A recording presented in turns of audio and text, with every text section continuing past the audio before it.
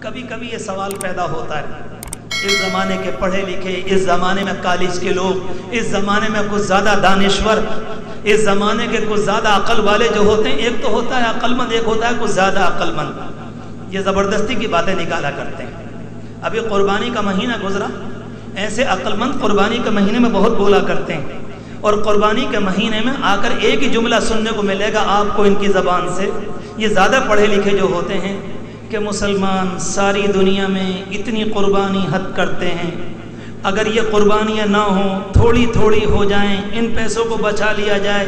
بچا کر غریبوں کی تعلیم پر لگا دیا جائے، یتیموں پر لگا دیا جائے، بیواؤں کے گھر بن جائیں، مسکینوں کی تعلیم، تو کتنا شاندار ہوگا۔ اور یہ لوگ ہتھیہ کر کے کھربوں روپیوں کو بہا دیتے ہیں۔ جب ابراہیم علیہ السلام اپنے بیٹے اسماعیل علیہ السلام کو لے کر چلے تھے نا،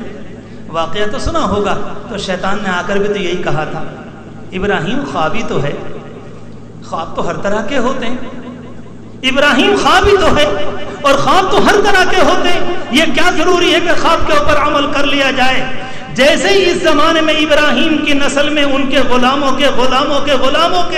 آج تقریباً ابراہیم علیہ السلام کو گزرے ہوئے 4000 سال ہو گئے، آج اس زمانے میں اگر ان کا سچا غلام ان کی ادا پر اپنے پیسوں کا جانور قربان کرنے چلتا ہے، تو اس زمانے میں ابلیس آیا تھا، اس زمانے میں اس کی نسل اور اس کے ایجنٹ اور اس کے دلال اور اس کی ناپاک اولاد مسلمانوں سے کانوں میں آ کر یہی کہنے لگتی ہے، ان پیسوں کو بچا لیا جائے تو امت میں بڑے کام ہو جائیں گے۔ ہم کہیں گے بات تو ٹھیک ہے، مگر تمہاری زبان اس دن کہاں چلی گئی جس زمانے میں سڑکوں پر ناچ ہوتے ہیں، جس زمانے میں لوگ شادیوں میں آتش بازی میں 3-3 لاکھ روپے میں آگ لگاتے ہیں، تمہاری زبان کہاں چلی گئی جب دنیا میں ناچ ہوتے ہیں؟ تمہاری زبان کہاں چلی گئی جب دنیا میں گندے اور بے حیائی کے کام ہوتے ہیں؟ تمہاری زبان کہاں چلی گئی جب ڈانس کلب میں تم جاتے ہو؟ اور تمہاری زبان کہاں چلی گئی جب تمہاری عورتیں بے حیائی کے لیے دنیا کے بازاروں میں جاتی ہیں؟ وہاں تمہیں صاف سونگ گیا،